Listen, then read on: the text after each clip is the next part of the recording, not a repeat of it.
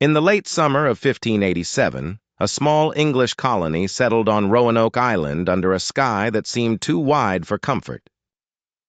The settlers came with tools, seeds, children, and hope. John White was their governor, a careful man with an artist's eye and a father's worry, and his daughter gave birth there to Virginia Dare, the first English child born in the New World. For a brief moment, the colony felt like a beginning rather than an outpost. That feeling did not last.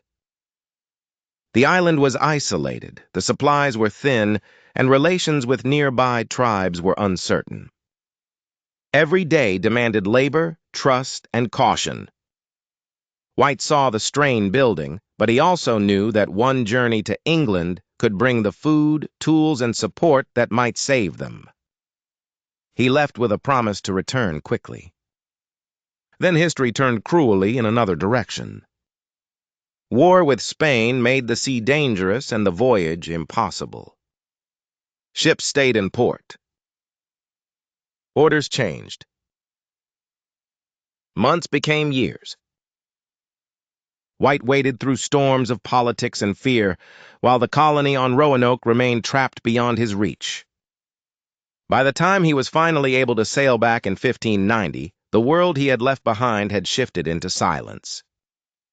He found no welcome at the shore, no smoke from hearths, no voices from the houses. The settlement had been emptied. Buildings stood abandoned, then broken by weather and time. The people were simply gone.